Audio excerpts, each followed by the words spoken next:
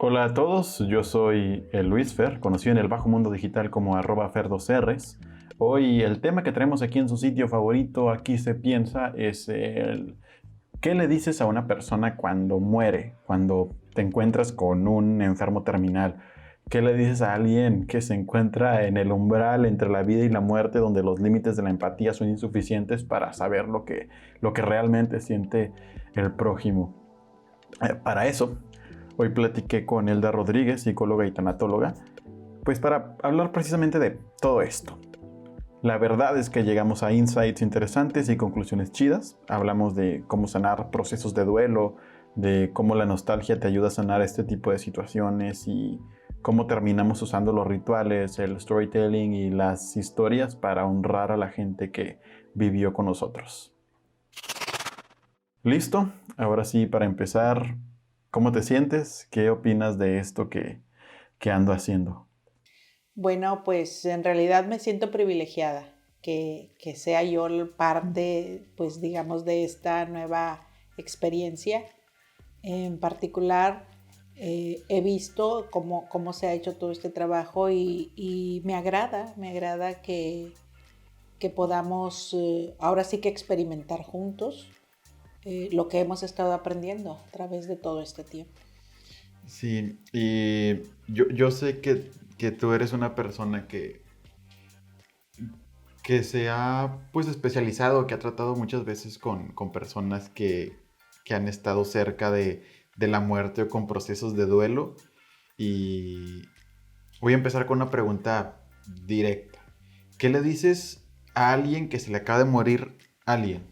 O sea, si a un amigo se le muere su papá, su mamá, su abuelo, y que no necesariamente tú no sientes nada, porque pues, no era tu persona, o sea, no lo conocías, pero que le dices a la persona que sí conocías. Bueno, en esto de los procesos de muerte, yo siempre he dicho que es como hacer un traje a la medida. Como que Eh, un traje. un traje a la medida quiere decir que no todos son iguales. ¿Sí? Cada persona tiene una medida distinta y entonces nunca, no hay un patrón, no hay un formato ya establecido para qué debo o qué no debo decir. Aquí cuentan mucho también las emociones, porque cuando fallece un ser querido de un amigo tuyo, pues también hay niveles de amistad. Entonces hay amigos con los cuales te sientes más apegado y no es que te duela el fallecimiento de su ser querido, lo que te duele es el dolor de tu amigo. Lo Y que te duele es el dolor de de tu tu amigo, amigo, ¿ok? lo que él está padeciendo, porque tú a quien amas es a tu amigo. Entonces, viéndolo de esa forma, el estar presente en el duelo, tú vas simplemente a hacer un acompañamiento.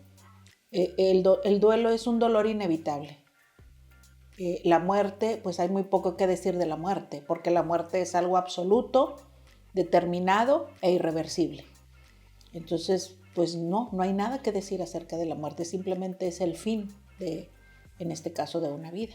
Entonces, ¿cómo sabes qué decir?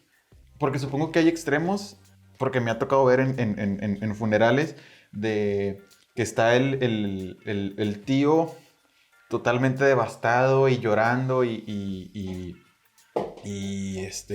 muy emocional, pero luego está a lo mejor el otro tío, el primo, o incluso hasta un familiar del papá, que lo ves muy tranquilo y como que muy sereno.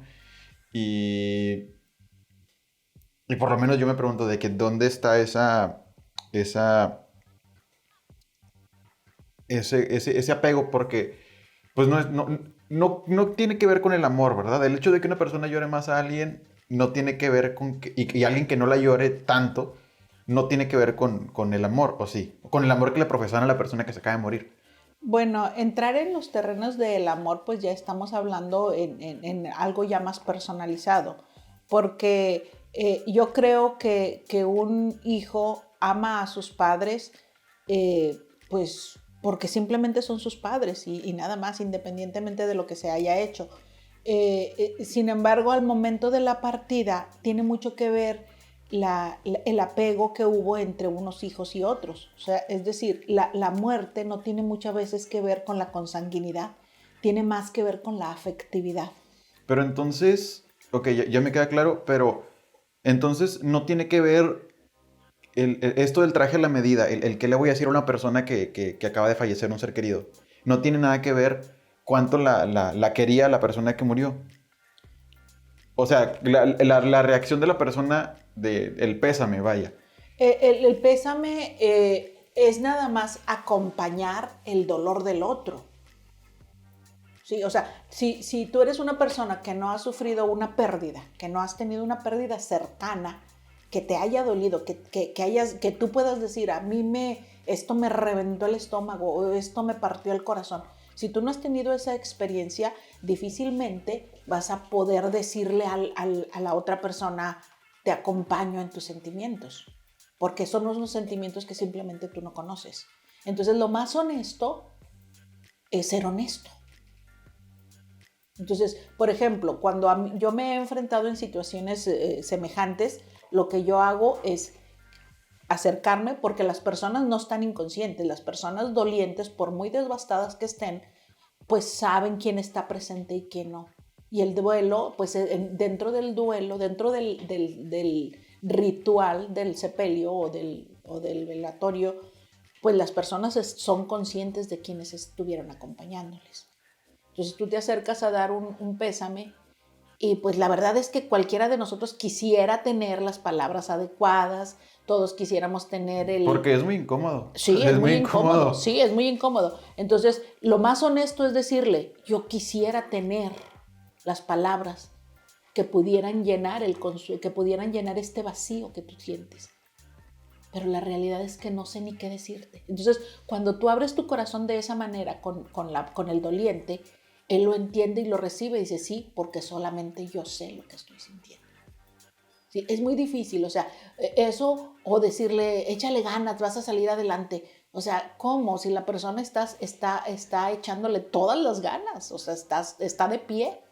Entonces, es muy difícil, pero a la vez yo siempre lo he manejado como lo más honesto, lo que realmente estoy sintiendo.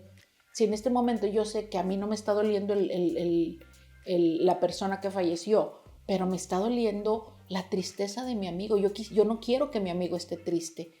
Sin embargo, no puedo hacer nada por eso, porque él tiene que vivir el dolor de la pérdida. O sea, son cosas inevitables. Entonces aquí lo que interesa es el acompañamiento. No puedo hacer nada por ti, pero aquí estoy. ¿Qué necesitas? Que te traiga un vasito con agua, que te abrace, que simplemente esté sentado en silencio al lado tuyo. ¿Qué necesitas en este momento? Y eso es mucho consuelo para el doliente. Saber que alguien está ahí y que lo que se puede ofrecer, saber que hay alguien con quien se puede sostener. Entonces no hay como un ABC de lo que tienes que decir. O sea, en realidad no existe. No existe. O sea, aquí influyen muchas cosas porque también entra en la cuestión de los manejos de las emociones. O sea, hay personas... Ahí te voy a interrumpir porque eso es a lo que me refería con lo del amor. O sea, el manejo de las emociones es algo totalmente diferente porque una vez estuve en un funeral donde falleció la mamá y estaban los hijos. Entonces había una hija que estaba deshecha y estaba un hijo muy tranquilo. O sea, el dolor de la pérdida hacia la madre se puede decir que es la misma, pero ahí la emoción es diferente. Entonces, ahí ¿qué haces cuando alguien está totalmente roto? Porque con alguien que está tranquilo, como que es más como que esta parte de acompañamiento. Sí. Pero con alguien que está muy inestable emocionalmente, ¿ahí qué es lo que haces? Ahí lo más correcto desde mi punto de vista sería simplemente estar expectante de lo que vaya a suceder, porque muchas veces las personas que están devastadas lo que necesitan es estar solas. O sea, tiene uno que estar expectante para que dentro de su devastación no cometa una locura. ¿Sí? Entonces, muchas veces no es necesario ir a decirle estoy contigo o aquí estamos acompañándote. A veces simplemente llegar, sentarte y estar observando y estar a la expectativa de lo que pudiera suceder. ¿Sí? porque en realidad no puedes hacer nada. Y si esa es su manera de expresar el dolor, y si esa es su manera de procesar su duelo, pues entonces hay que darle la oportunidad de que así lo haga. O sea, no hay nada mejor que darles esa libertad a los dolientes de poder expresar su dolor como ellos sepan hacerlo o como ellos deseen hacerlo, porque al final de cuentas esto se convierte en una catarsis. Y no se pueden quedar con eso. Lo que no debemos hacer es evitar. O sea, decirles no lloren es lo peor que le podemos decir a una persona que está en duelo. No podemos decirle no llores, no podemos decirle no grites, no podemos decirle no revientes. No, o sea, porque esa es su manera de expresar el dolor que está sintiendo, ¿sí? Y eso varía en todos los casos. O sea, tú lo acabas de decir, en el momento la persona que está tranquila no quiere decir que no esté sintiendo ese dolor. Simplemente lo está manejando de una manera diferente. La otra persona que está devastada, pues a lo mejor no ha podido procesarlo todavía y tiene que arrojarlo o que expresarlo, pues según las herramientas que la misma persona tenga. Y ahí, por ejemplo, ¿dónde está el límite? Porque he escuchado de casos donde las personas están tan devastadas que hacen locuras o que se ahogan en la bebida y se la pasan tomando y como que es su forma de sobrellevarlo. Entiendo que ahí pues ya hay un límite en el que tú como conocido, amigo, familiar, es tu responsabilidad, pero la persona, entre más cercano, creo que tiene como que un rango más de intervención. Ahí, ¿cómo intervienes? Fíjate que hay algo que se dice, lo que más resistes es lo que persiste. Entonces, cuando nosotros tratamos de consolar, en realidad no estamos ayudando. O sea, el decirle, todo va a estar bien, Dios conoce, no sé, que es por lo general lo que la gente le dice al doliente, pues Dios necesitaba un ángel, cosas por el estilo. Eso no ayuda, al contrario. Al contrario, ¿por qué? Porque empiezan ese proceso del duelo.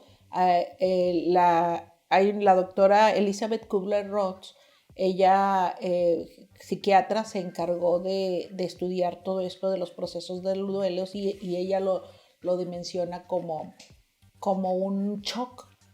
Y en el shock, en la parte inicial, pues el doliente no puede concebir lo que está sucediendo en realidad y entra en ese proceso. Y ese proceso creemos que es un proceso de inicio y término. Y hasta se dice que es 2 años de duelo cuando se pierde a un ser querido. Pero no es así, esto es algo lineal. O sea, el doliente del shock puede pasar al enojo y del enojo puede pasar a la tristeza y de la tristeza puede pasar a la aceptación y luego regresarse otra vez al dolor y está como que oscilando en esos rangos y pues bueno, lo que acabas de mencionar de las bebidas y todo esto, pues son reacciones cuando la gente realmente no sabe qué hacer y ahí es donde entran los acompañantes o ahí es donde entramos nosotros. O sea, yo te estoy acompañando, pero es como si tú fueras en un lago con mucha niebla y yo voy acompañándote en una barca, pero tú vas remando. Yo nada más te voy alumbrando con una luz para que la niebla pues se disipe un poco y tú puedas seguir remando. Pero yo, tu acompañante, yo no puedo remar por ti, aunque quiera, porque es tu dolor, es tu pérdida. Y entonces tú tienes que estar consciente que nadie te va a ayudar en eso. Entonces, aquí estoy. Si yo te veo que tú estás cometiendo algo extremo, entonces la intervención entra de una manera diferente. O sea, buscar ayuda, pues ayuda psicológica o buscar otro tipo de apoyo para que este doliente pueda procesar el dolor. ¿Sí? Pero no es que nosotros carguemos, o sea, no podemos hacer nada, o sea, siendo realistas, así absolutamente realistas, ¿qué podría yo hacer para mitigar el dolor de otro? Cualquiera que este sea, o sea, ahorita estamos hablando en un dolor extremo que es la muerte, pero si entramos a lo que es la tanatología, pues bueno, Todos nosotros, tú y yo, constantemente estamos perdiendo algo. Todos. Desde el momento en que llegamos a este mundo empezamos a perder. Y cosas muy simples, perder el tiempo, o perder un curso, o perder un amigo, o perder tantas cosas, incluso la salud. En este momento, por ejemplo, yo estoy pasando por un proceso de pérdida de salud con uno de mis hermanos, y es una pérdida que yo la estoy viviendo de una forma, pero sus hijos y su esposa lo están viviendo de una forma distinta. Entonces, el llegar a los casos extremos, que es del que tú me estás hablando, pues vuelvo a lo mismo. O sea, son trajes a la medida. O sea, es algo que no podemos decir, me funcionó con él de esta manera, entonces lo voy a hacer así. Y no, porque cada persona es individual, cada persona tiene su forma de pensar, cada persona tiene sus propias creencias, etcétera. Entonces todo eso influye, es algo que no se puede. Ahí, en el tema de las creencias, ¿cómo abordas las creencias de cada uno? Porque a lo mejor un ateo, me imagino que vive el duelo diferente a alguien que cree en Dios y que cree que, bueno, pues a lo mejor y se murió mi familiar, pero lo voy a volver a ver en el cielo. Uh-huh. Y a lo mejor un ateo dice, pues ya se murió y ya se acabó. Entonces, ahí cómo entran esas creencias, porque luego también mucha gente creo que dice de que no, pues no estés triste porque lo vas a volver a ver. Entonces, ¿eso es una respuesta válida o no? No, definitivamente no es una respuesta válida. O sea, yo no me atrevería a decir qué va a suceder en el cielo. ¿Sí? O sea, yo tengo mi propia fe, mi propia convicción, pero cuando estás en la postura de apoyar a una persona en duelo, o sea, no se trata de manipular tu fe personal y tratar de inyectársela a ellos, porque ellos ya tienen su propia fe. Entonces aquí lo importante es indagar y ver en qué es en lo que ellos creen. Entonces, si no creen en nada, entonces hay que esperar a que ellos expresen lo que sienten. Porque llega un momento en el que ellos, cuando no tienen esa esperanza de volverlos a ver de la que tú hablas en la eternidad, ellos simplemente se despiden. ¿Y sabes qué hacen? Empiezan a recordar lo vivido, que es lo más sano. Porque de la vida hay que decir mucho, mucho, mucho. O sea, si son tus padres, por ejemplo, imagínate todo lo que tú podrías decir de tus padres el día de su muerte. Entonces, de la vida sí hay que decir mucho. Entonces, las personas que dicen, bueno, pues es que este ya es el fin, ya no lo voy a volver a ver ni en la eternidad, porque pues yo no creo en Dios, yo no creo que existe el cielo, yo no creo que existe nada de eso. Entonces, ¿qué hacen? Se despiden. ¿Y cómo lo hacen? Pues recordando la vida. ¿Sí? Entonces, pues lo que ellos tengan que decir, ya sea en forma oral o en sus pensamientos, en sus meditaciones, pero se despiden de la persona en cuerpo y en alma, porque ellos pues, no creen. ¿Sí? Y es una forma de aceptación. Los que tienen una fe, cualquiera que ésta sea, y que dicen, es que yo lo voy a ver en la eternidad, ellos se afianzan en esa fe y confían en que lo van a volver a ver. Pero eso de confiar que lo voy a volver a ver también les causa un enojo. O sea, es algo que yo he visto. Porque decir, es que... Pues es como evitar, ¿no? Sí, exactamente. Porque no... Es como si dijeras... Es como si anduviera de viaje. Es como ¿sí? que, se murió, pero es como si anduviera de viaje, anduviera en otro lugar. Y eventualmente me lo voy a volver a topar. Algún día lo voy a volver a ver. Algún día lo voy a volver a ver. Pero ese algún día, pues puede ser un mes, un año, 10 años, 20 años, no sabemos. Y durante todo ese tiempo, muchas veces no se da la aceptación de la pérdida. ¿Por qué? Porque vive la esperanza. Entonces, no me quiero meter a cuestiones religiosas porque tendríamos que hablar de otras cosas, pero en lo que me quiero enfocar es en el tiempo de esa esperanza. Y pues bueno, hay personas que logran pues aceptarlo al final de cuentas como una realidad de que lo voy a volver a ver y esperaré el tiempo suficiente, pero hay quienes viven enojadas.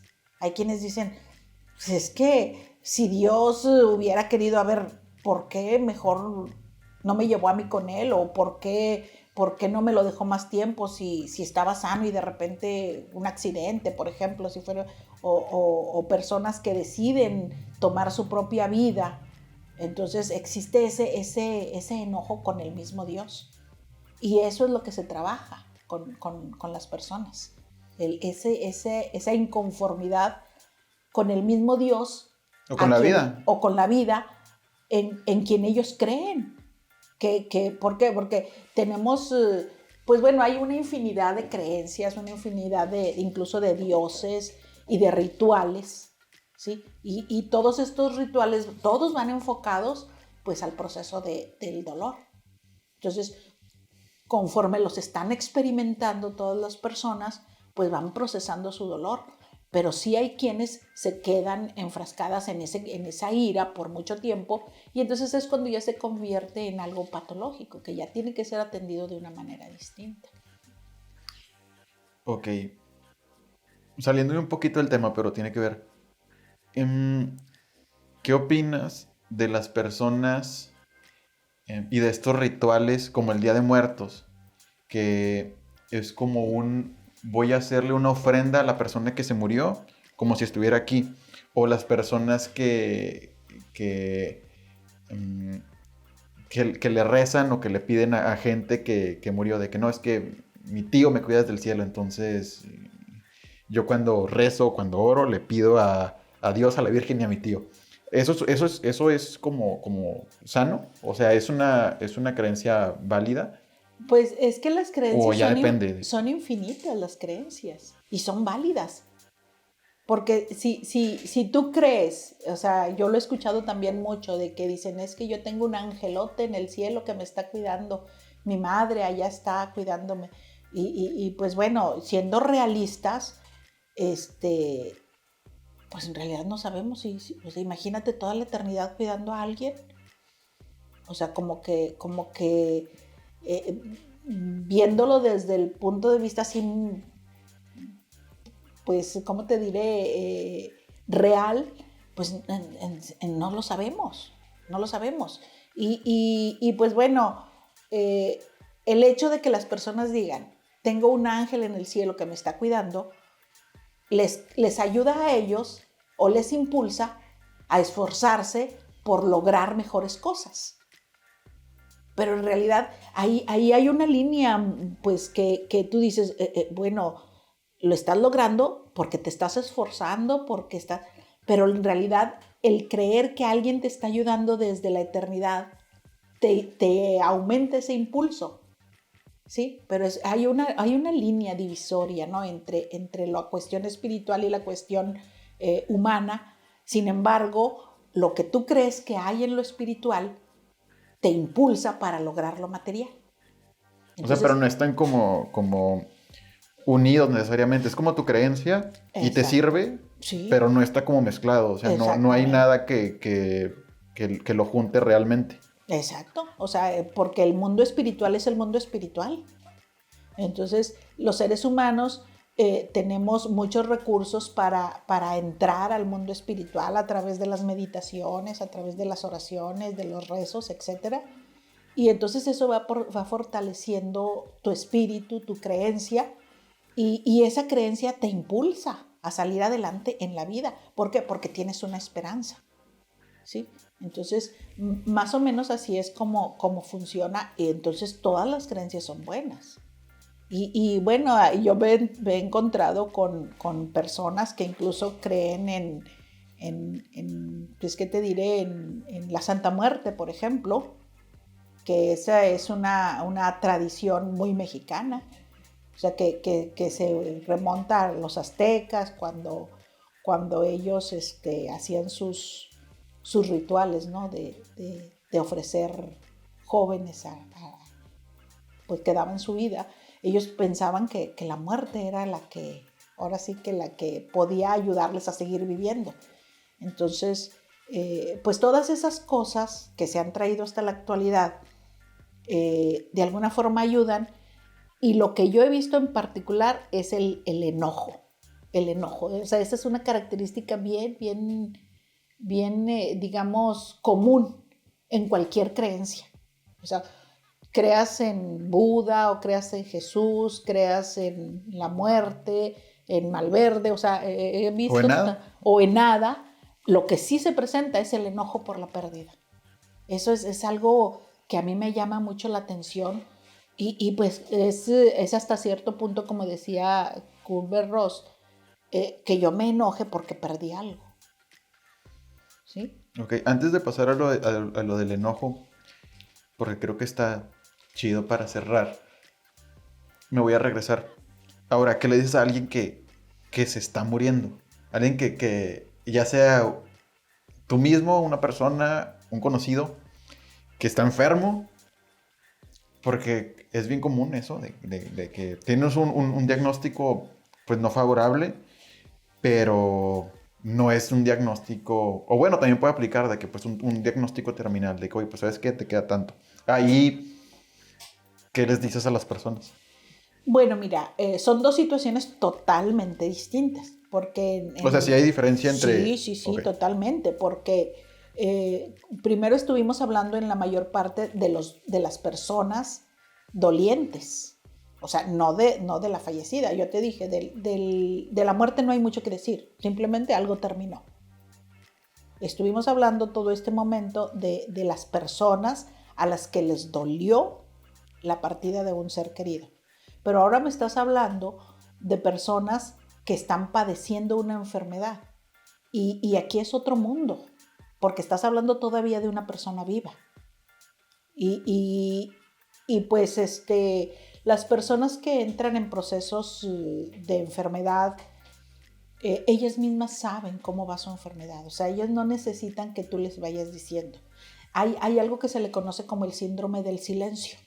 El síndrome del silencio es cuando el doctor les da el pronóstico a los familiares y luego los familiares no le quieran decir al paciente porque se les va a deprimir y le empiezan a ocultar información al paciente. Sin embargo, el paciente está sintiendo lo que el doctor pronosticó, ¿sí me explico? Y entonces el paciente empieza a observar la conducta de los familiares y se da cuenta que hay algo que le están ocultando. Y entonces lo que hace el paciente, fíjate bien, aquí sucede algo bien interesante. Lo que hace el paciente es decir, no voy a hablar con ellos de lo que siento porque los veo muy tensos. Mejor no les digo cómo me siento. Y los pacientes y los familiares por su lado están pensando, no le voy a decir lo que me dijo el doctor porque él se me va a deprimir. Y entonces se hace una barrera muy grande de incomunicación entre ambos que no facilitan el proceso de terminar la vida, el proceso de la muerte. O sea, porque la muerte es parte de la vida. O sea, tú y yo un día tenemos que morir y entonces lo que se pretende es que muramos de una manera pues buena, no placentera, porque pues es muy difícil decir placentera, pero sí una buena manera, una condiciones de muerte pues donde nosotros estamos aceptando el proceso de una enfermedad terminal.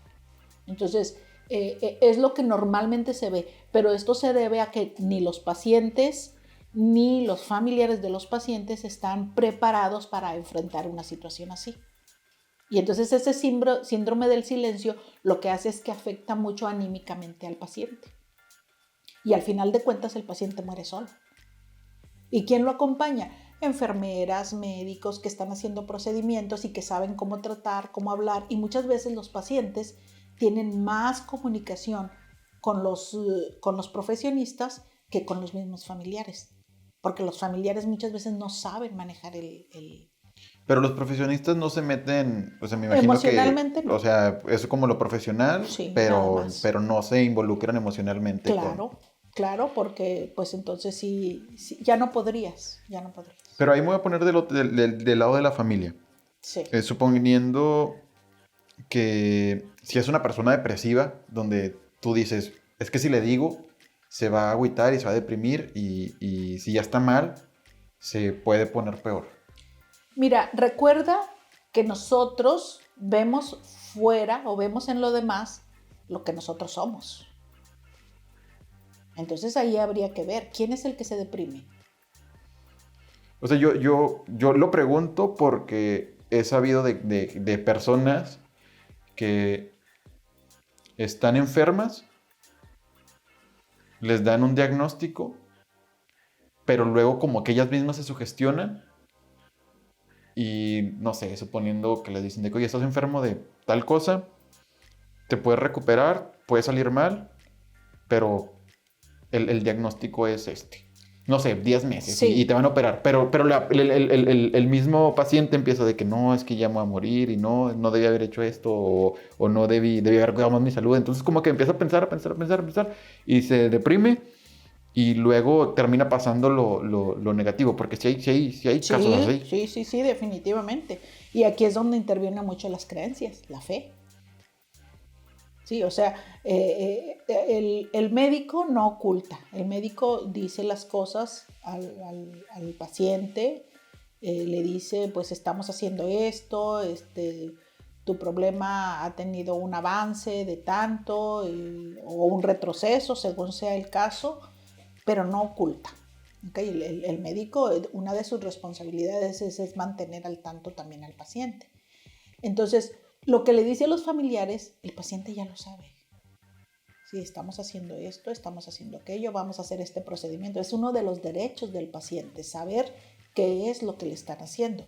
Y una de las responsabilidades del médico, pues es también explicarle qué es lo que le va a hacer. O sea, no nada más llegar y hacer procedimientos porque se tienen que hacer. O sea, se le debe explicar. Entonces, como normalmente a los familiares se les pide que salga de la habitación cuando se va a ejecutar algún procedimiento, pues los familiares tal vez piensan que el médico no le explica al paciente lo que está pasando. Entonces, cuando otro de los derechos de los familiares pues es saber, o sea, el médico tiene que salir a enterar a los familiares de lo que está sucediendo y los familiares muchas veces no saben cómo enfrentar. Y ellos son los que normalmente caen en tristezas, en depresiones, a veces mucho más que el mismo paciente. O sea, a mí me ha tocado ver pacientes que alientan a sus familiares, pacientes que no caen en lo que tú me comentaste hace un momento de deprimirme y ya me voy a morir. Sí los hay.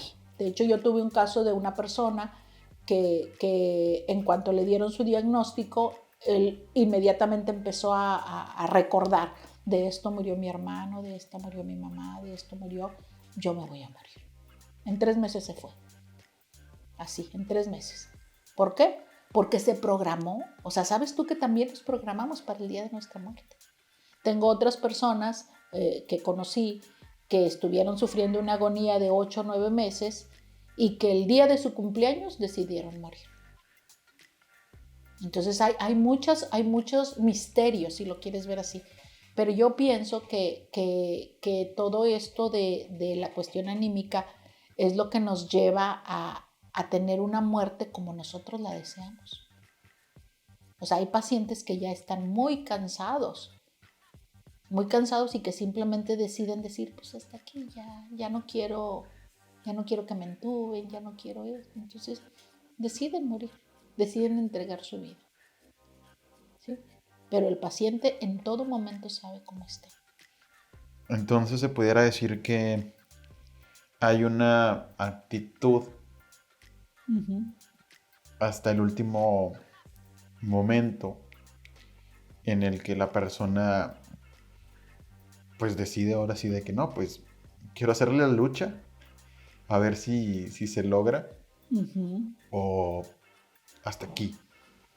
Sí, o sea, de hecho, la cuestión anímica del paciente es un factor muy, muy importante.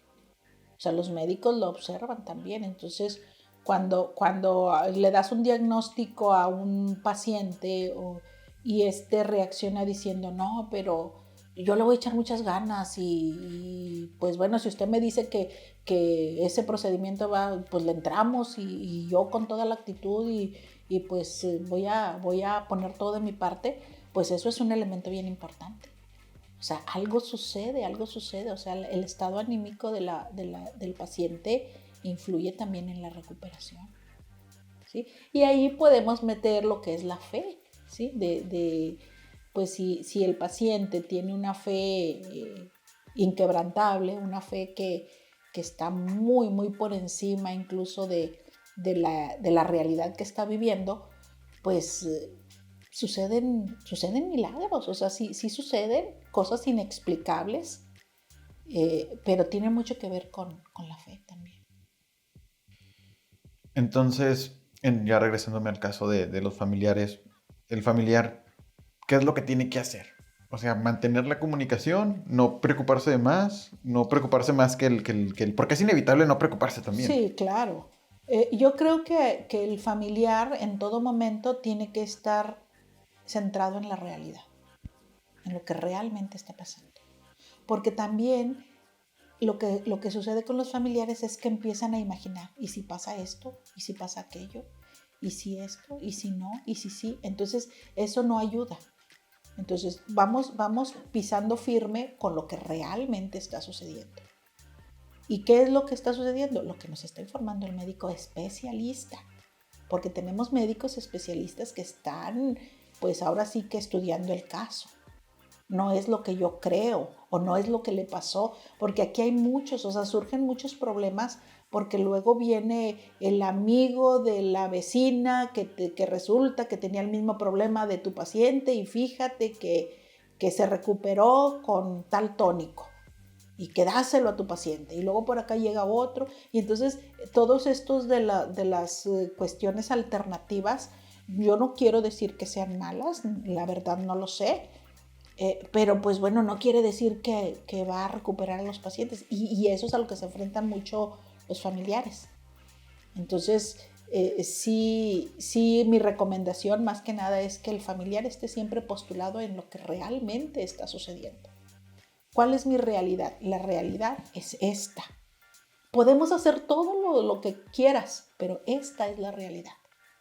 Y entonces yo creo que conocer la realidad te va a ayudar a que el proceso, si llega a un fin de separación ya de la vida, lo vas a entender porque estuviste realmente monitoreando lo que estaba sucediendo. Y cuando hay un riesgo, cuando estamos hablando de una enfermedad terminal, pues sabemos cuáles son los caminos. ¿Sí? Entonces, cualquiera que sea el resultado, pues lo vas a entender, ya sea recuperación o ya sea muerte. Entonces, en el caso de una persona con una enfermedad entonces se pudiera decir que tanto el paciente como los familiares se tienen que preparar para los dos escenarios. Sí, definitivamente. Que sería lo más sano, ¿no? Volvemos a lo mismo, es lo real. Sí, porque también sí, o sea, porque pudieras caer en lo negacionista y decir de que no, vas a estar bien y te vas a recuperar y tú nada más pídele a Dios y vas a ver que con los medicamentos todo se mejora. O te puedes ir al otro extremo de, no, te vas a morir, o sea, y hasta aquí quedó. Exactamente. ¿Y qué pasa? ¿Qué pasa si pones toda tu fe en Dios y Dios simplemente decide no? Este es el fin. De ahí vienen los corajes de todo lo que te comentaba hace un momento. O sea, entonces Dios no me escuchó, o entonces hice algo mal, o entonces yo no merecía que Dios me hiciera el milagro, o si esta persona que toda su vida fue entregada a Dios y fue una persona sana, no merecía que Dios le concediera.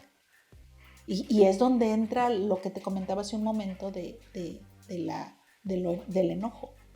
¿Por qué? Porque nos enfrescamos, o sea, nuestra fe estuvo total y absolutamente en que iba a suceder la recuperación y resultó que no.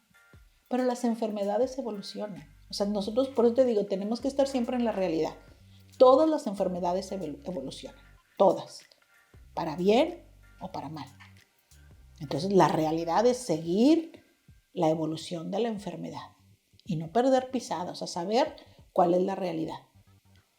Si tú tienes la fe suficiente y crees que Dios puede hacer el milagro, eso es bueno. Pero la realidad es esta.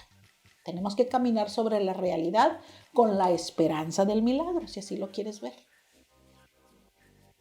Pero son dos evoluciones, para bien o para mal. No hay más. y ahí como, ¿cuál es la postura como mental ahora sí que se tiene que tener? O sea, para ya tener como, ok, ya sé que las dos cosas pueden pasar, entonces, ¿cómo le hago como para mantenerme tranquilo? Porque luego también, pues,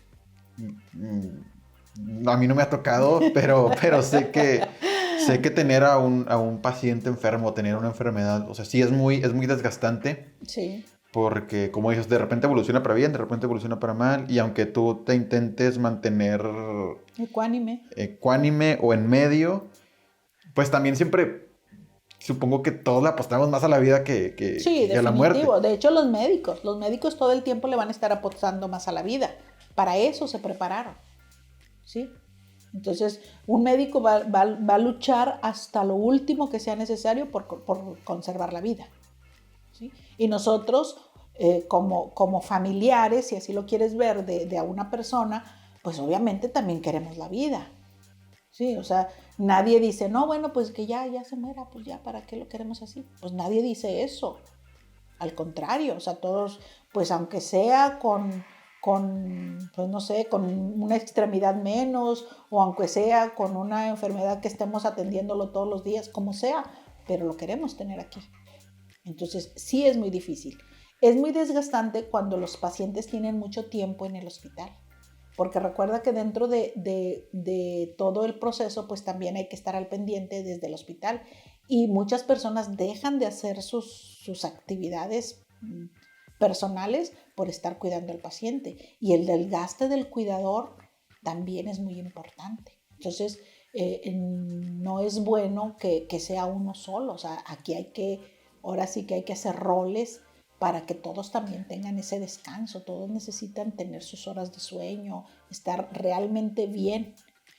Normalmente vemos que cuando es el esposo o es el hijo, la madre o esposa no se quieren despegar por nada del mundo. Y es entendible, es entendible. Sin embargo, cuando ya estamos hablando de un internamiento mayor a 15 días, pues es muy desgastante. Entonces, si tú le preguntas a esta mujer, oye, ¿quieres seguir ahí? Ella siempre va a decir sí, porque ella está dispuesta a morir en la raya, porque es su esposo o es su hijo. Entonces, aquí tiene mucho que ver también cómo se organiza la familia. Sí, decir, bueno, ella quiere estar ahí, pero no es sano para ella, para su propia salud, para su propia integridad. No es sano que esté ahí todas las 24 horas, hay que sacarla y hay que sacarla. Y es una forma de ayudar a los cuidadores, ¿ok? Porque si es muy desgastante, entonces súmale todo ese desgaste de la hospitalización, porque en la hospitalización pues suceden muchas cosas, altas y bajas, lo que acabas de mencionar, pero cuando el paciente entra en agonía es el estado más crítico, el estado más tenso de los familiares. Entonces, súmale, si estos dos familiares que van a vivir esa agonía no tuvieron apoyo en toda la hospitalización, ¿cómo crees que llegan a ese momento? Entonces, a veces ya no tienen la fuerza suficiente para soportar el dolor. Entonces, es bien importante, o sea, desde el momento en que tienes un paciente, yo siempre les digo, en el momento que te internan a un paciente, por mínimo que sea la enfermedad que éste padezca, es importante el apoyo de la familia para los cuidados del paciente, o sea, no dejar a una sola persona ahí. También tenemos pues hospitales de diferente, pues no me gusta decir la palabra nivel, pero desafortunadamente así lo vemos. Entonces, no es lo mismo tener un paciente en el Seguro Social que tenerlo, por ejemplo, en el Christus Mugarza, donde tú puedes ir a cualquier hora, donde pueden entrar 2, 3 personas a la vez, donde pues las cuestiones de ver tu paciente es más accesible al Seguro Social, que te tienen muy limitadas las visitas y todas esas cosas.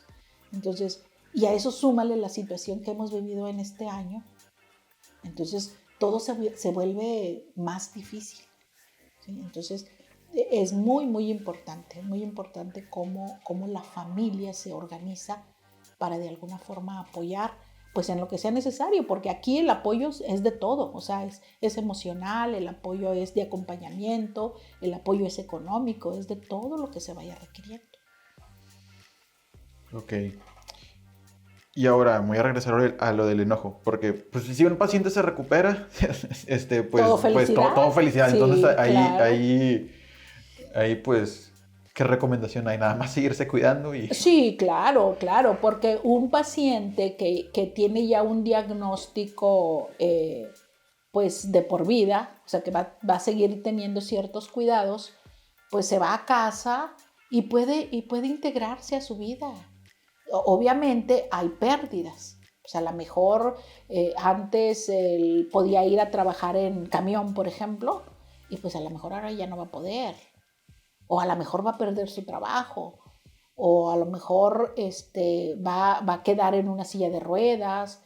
O a lo mejor va a perder actividades motrices y ya no va a poder comer solo, va a tener necesidad ya sea de una sonda o de que le estén dando de comer en la boca, etcétera. O sea, todo paciente es distinto. Entonces, sí hay una pérdida. ¿Por qué? Porque estaba sano y ahora no estoy sano. Sí existe esa pérdida. Y esa pérdida pues también duele. ¿Ok? Pero dentro de todo ese dolor está la alegría de aquí te tengo. ¿Sí? O sea, pudiéramos como separarlo en el paciente se recuperó y está igual, o sea, conserva todos sus sentidos, todas sus capacidades motrices, o sea, se recuperó al 100%. Al 100%. Bueno, yo creo que no sería el 100%. O sea, sería el 90%. Porque el hecho de ir a un hospital, a una simple cirugía de, no sé, ¿qué te gusta? De nariz, ya no sales igual. O sea, el simple hecho de entrar a un hospital ya te genera una pérdida. Entonces, pequeña si quieres, pero ya, o sea, nunca vas a salir igual. O sea, siempre que vayas a un hospital como paciente, cuando sales con otra, pues como con otra visión de la vida. O sea, como que aprendemos a valorar aquello que perdimos. Sí, o sea, no sabíamos lo que teníamos. De ahí surgen los dichos, ¿no? Hasta que lo perdemos. Entonces, cuando ya lo pierdes, dices, wow. Entonces, ahora voy a cuidar lo que sí tengo, porque ya entendí. Entonces, por eso, siempre que vas a un hospital... Sí. O los mismos cuidados, ¿no? Cuando te dan de alta. Sí, los mismos cuidados, todo. Sí, no lo había pensado porque dije, a lo mejor tú al mes, a los 2 meses llevas a la persona normal, pero no sale así, sale a lo mejor sale enyesado Exacto. Con vendas, no sé. Sí, tomando medicamentos. Tomando algún medicamento de por vida, por ejemplo. Entonces ya el simple hecho de tener que tomarte una pastilla todos los días, porque si no tu organismo reacciona de una forma diferente, ya eso es una pérdida de salud, porque ya dependes de una pastillita. Entonces te cambia la vida. Y estos cambios muchas veces son para bien. O sea, también nos ayuda a los pacientes a convertirnos en buenas personas cuando padecemos esos procedimientos. ¿Okay? Entonces, no todo es catastrófico, no todo. O sea, hay mucho que decir cuando el paciente es dado de alta con ciertos cuidados paliativos, o sea, darle una buena calidad de vida al paciente, eso ayuda mucho. El paciente pues tiene que ser atendido. Si la familia está unida y todos colaboran, pues también el estado de ánimo del paciente es mejor. El paciente va a tener necesariamente momentos de tristeza. ¿Por qué? Porque si era una persona funcional y luego ver que no puedes hacer nada ahora, eso también al paciente les da, como se dice, les da para abajo, les causa mucha tristeza. Y entonces ahí es donde tiene la familia que reforzar. ¿Sí? O sea, no se vale que se vayan a la tristeza todos al mismo tiempo. ¿Sí? Tenemos que estar, o tiene la familia que estar apoyándose unos a otros. Ok. Y bueno, ¿qué pasa cuando pues no se da y tristemente el paciente pues ya no logra recuperarse de su enfermedad? Ahí ¿cómo enfrentas el enojo de decir de que le invertí tanto tiempo, dinero, esfuerzo, Fe. y pues no, o sea, porque es como, creo que naturalmente te tienes que enojar por todo lo que te costó y al final dices, pues no veo el resultado de mi esfuerzo, porque muchas veces creo que en la vida se nos educa a que entre más esfuerzo le metas, mayor va a ser el resultado, pero en este caso no es así. No es así. Le puedes meter todo el Es esfuerzo incierto, es incierto. y puede que al final no se dé. Entonces ahí como enfrentas la frustración y ese enojo de decir de que pues hice todo lo que pude y ni así lo logré. Pues son los procesos del duelo, o sea, tienes que pasar por ese proceso de enojo, de negociación, de depresión o tristeza profunda y al final de aceptación. O sea, esos procesos pues están diseñados para que los vivamos así. Entonces tendríamos que entender, llega un momento en que empiezas a negociar y empiezas a decir, ok, yo hice todo esto por él y me queda la satisfacción de que hice lo que yo podía hacer. Me hubiera gustado haber hecho más, me hubiera gustado poder tener más para darle o para ayudarlo para que se recuperara, pero yo nada más di lo que yo podía hacer, ya sea emocional o sea económico, como haya sido. Entonces ya cuando empiezas a entender eso, pero eso va pasando, lo vas entendiendo conforme va pasando la recuperación del duelo y empiezas a negociar y dices, pues sí, pero me queda esa satisfacción de haber hecho esto. Y me quedo con lo mejor de él, me quedo con su sonrisa, me quedo con sus pláticas, me quedo con sus aventuras y entonces todo eso fortalece y entonces empiezas como que a hacer un equilibrio dentro de tu ser, decir, bueno, ya no estás físicamente, pero estás en mis pensamientos, estás en mis recuerdos, estás incluso aquí en la casa en lo que yo veo, en tus pertenencias, me acuerdo que tú usabas esto, entonces todo eso es parte es terapéutico y ayuda. Y después de esa negociación, pues bueno, también ya viene la aceptación, o sea, ya sé que no estás aquí, ya sé que no te voy a volver a ver, porque pues físicamente ya no vas a estar. Sin embargo, yo sé que a ti te gustaba que en Navidad hiciéramos una cena familiar.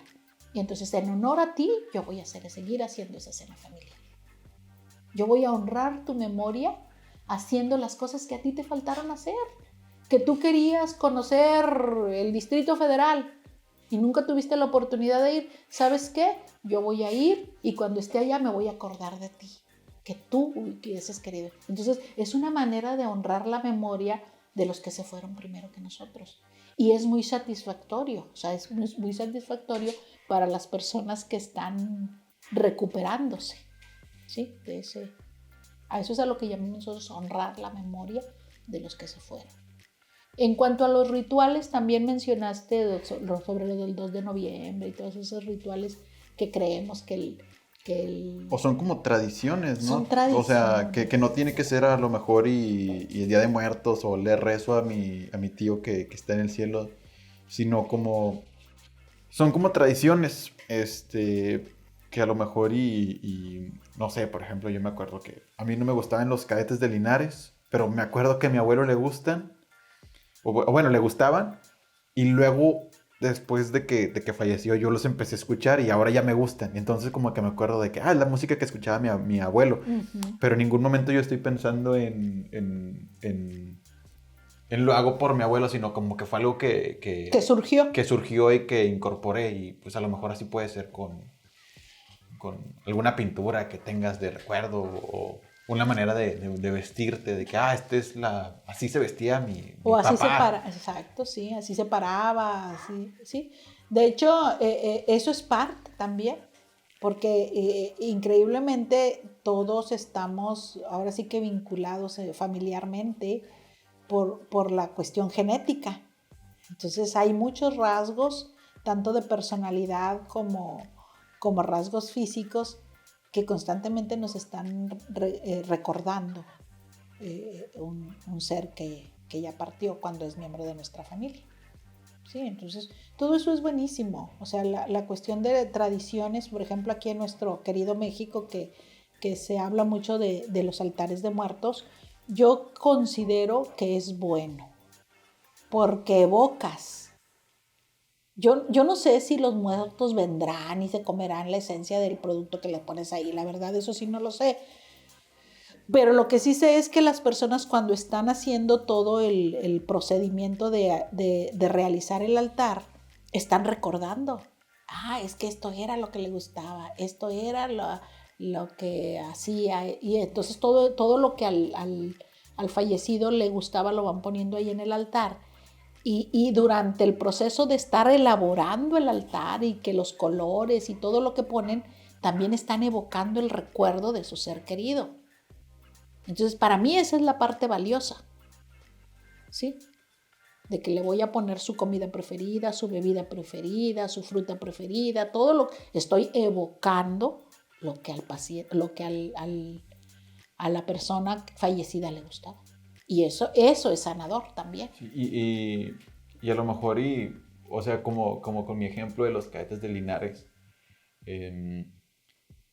son cosas que como que incorporas. No sé, como que esa es la conclusión que estoy llegando, que incorporas y que puedes decir de que a lo mejor mi mamá murió, pero yo sigo haciendo las comidas que ella hacía. Ándale. O a lo mejor y murió mi abuelo, pero ahora conservo pues su casa y la tengo como ella tenía su casa, o decoré mi casa como a mi abuela le hubiera gustado. Entonces es como un proceso de sanación.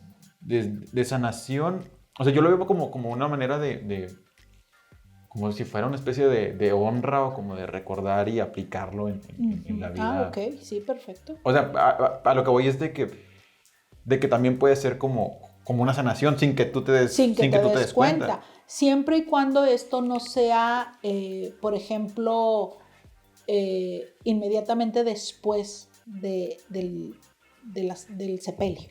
Es decir, hay personas que dicen, esta era la habitación de mi mamá, ella estuvo aquí, entonces esta habitación va a quedar intacta por la eternidad.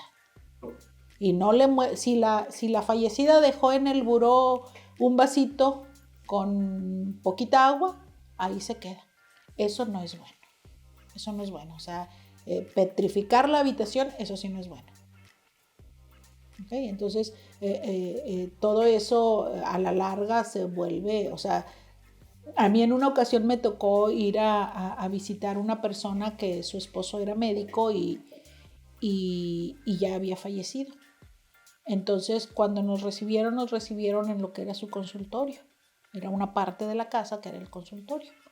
Y entramos al consultorio, todo. O sea, ya nada más lo único que faltara es que de repente entrara el médico a consultarte. La salita de espera, los ¿cómo se llaman? Estetoscopios, los baumas, su sillita para sentar al paciente, la bata del médico ahí, o sea, todo intacto.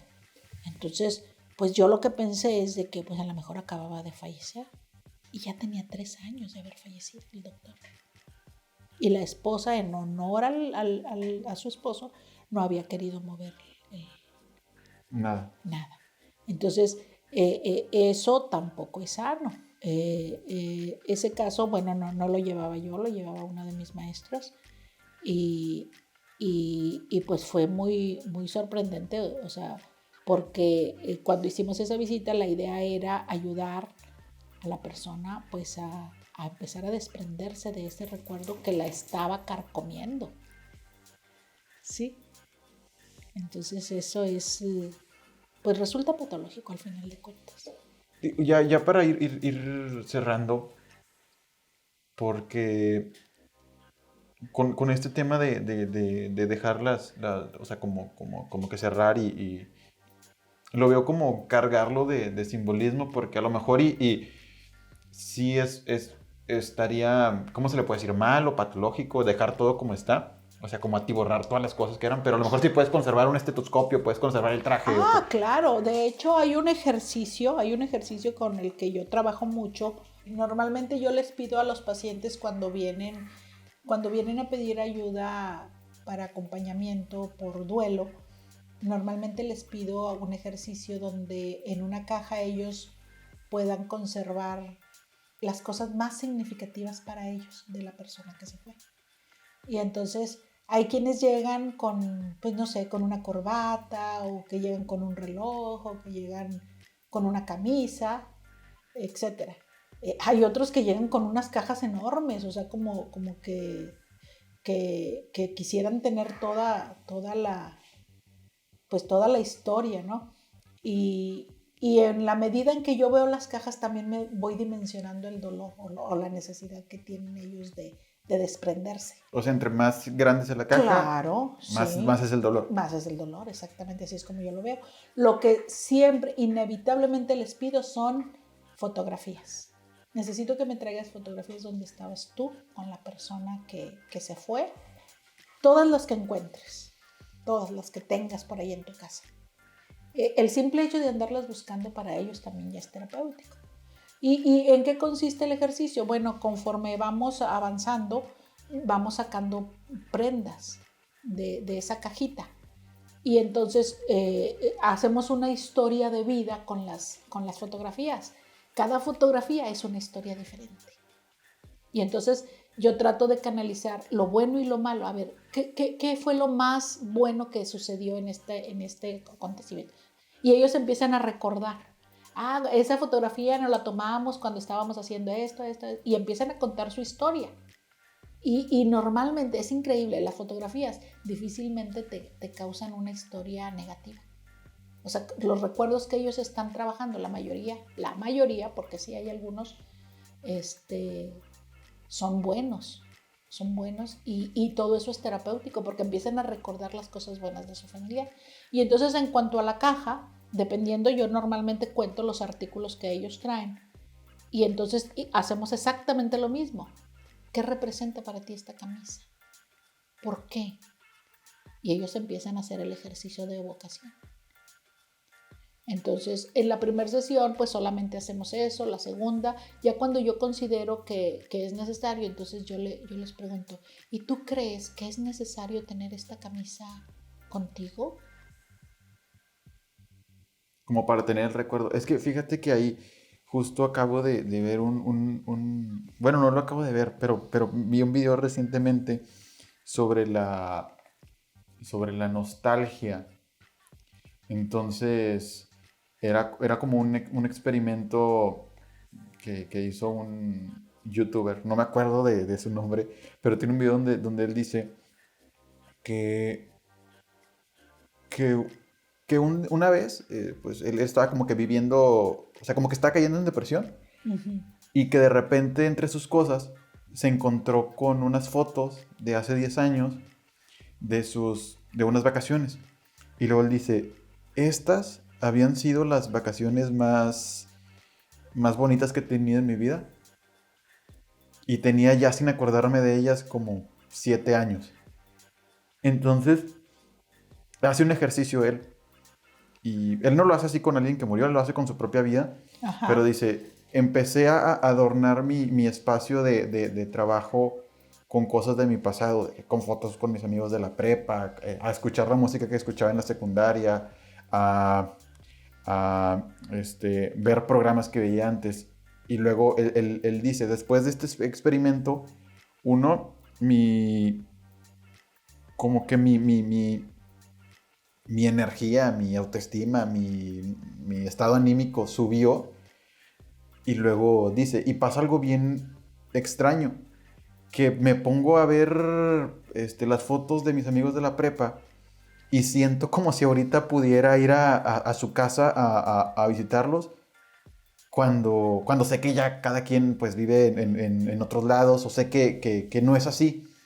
Pero dice, yo siento como si ahorita pudiera ir a verlos.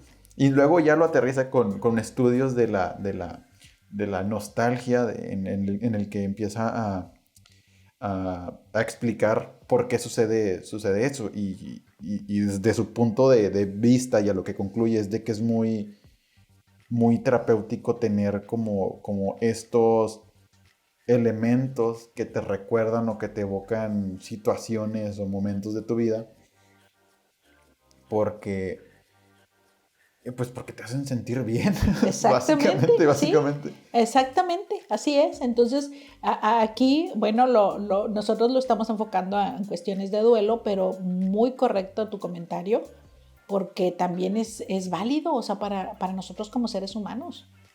No sé si has oído la frase, los tiempos anteriores fueron mejores. ¿Por qué? Porque esas personas, o el pasado fue mejor, no recuerdo cómo, porque tuvieron un momento cumbre en el pasado que es el que les permite pues continuar. Entonces, para ellos, aquello que pasó ya no lo van a volver a alcanzar. Yo difiero un poquito de ese pensamiento, pero simplemente fue algo que lograste. Digo que fue único. Y que fue único, que a lo pero mejor... que es tuyo. Y que esa satisfacción que sentiste la puedes revivir en cualquier momento, ¿sí? Y esa satisfacción te va a inspirar, es increíble, o sea, suceden cosas tremendas con nuestro estado anímico cuando traemos una inspiración. O sea, a veces, no sé si te ha sucedido que a veces haces cosas que ni siquiera imaginaste que podías lograr hacer. ¿Por qué? Porque traes un referente y para eso nos sirve, para que sigamos constantes en la vida y nos ayudan mucho, definitivamente es terapéutico para no caer en esos estados de depresión, de tristezas profundas.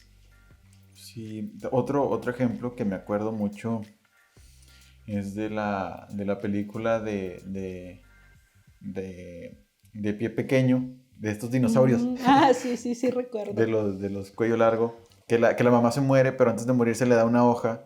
Entonces, al final va con toda va por toda la película con la hoja, que es una hoja de un árbol. Y pues resulta que la hoja la pierde. Creo que se quema o se rompe o se le lleva el aire, no me acuerdo, pero total la hoja la pierde.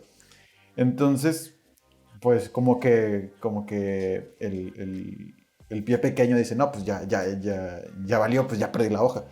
O sea, allí que era como lo que me dejó, pero luego, pues el árbol que da esa hoja, pues está como que en todos lados. Entonces esa hoja se vuelve como muy habitual porque no era la hoja en sí, sino era recuerdo, lo que representa la hoja. Lo que representa la hoja. Que al final, pues termina siendo todo lo que venimos comentando de la tradición, como que el pensar en la persona. Así Y, es. no, pues ya me quedé así como asombrado.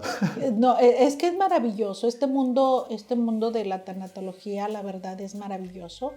Yo, la verdad, me considero estar en pañales. Tengo la intención de hacer una maestría porque conforme más lees, pues más curiosidad tienes. ¿Quieres entender un poquito más? Es increíble. Yo creo que otro día podríamos hacer una segunda parte hablando de cómo se ejercen los rituales de muerte en diferentes culturas. O sea, es increíble. O sea, hay mucha información y todo esto se basa en las creencias de las personas, pero a todas, sin excepción, les ayuda a procesar el duelo. Y al final pues es como la memoria. Exactamente. Como una honra a la memoria, a las historias. De la persona que se fue. Sí, que de hecho, fíjate que pues está muy vigente este tema del storytelling, de contar historias para vender y para hacer negocios y para ganchar a las audiencias en temas de comunicación, pero nunca lo había como aterrizado a los procesos de duelo, que al final de cuentas pues es eso, ¿no? Son historias, la memoria, el ritual en el que tú estás como sanándote a ti mismo con las pérdidas que tuviste para recordar a las personas que estuvieron contigo. Una de las cosas más maravillosas que a mí me ha dejado aprender un poco de la tanatología es el contacto con las personas. El saber que estás ahí para marcar la diferencia entre la tristeza y el dolor. La diferencia entre la tristeza y el dolor. Pues sí, porque puedes sentir dolor estando enojado y no necesariamente está vinculado con estar triste. Exactamente. Y el dolor es inevitable. Yo nunca voy a hacer algo por quitarte el dolor o por quitarle el dolor a un doliente, porque eso lo debe de vivir, es inevitable. Pero la tristeza, tú decides estar triste. Tú decides estar alegre. Sí, a lo mejor es un ejemplo muy simple, pero me acuerdo de la película de Intensamente, que básicamente ese es el argumento de la película, que el enojo o la alegría tapaban el dolor, pero la única manera de sanar el dolor era a través de la tristeza. Y fíjate, en esa película, qué curioso, porque cuando sana el dolor lo sana con nostalgia, porque se empieza a acordar de todo lo que había vivido en su ciudad de la que se mudó, y a través de la nostalgia y a través de esas historias. Exactamente, sí, así es. Entonces, cuando nosotros negamos el dolor, lo único que hacemos es que lo potencializamos.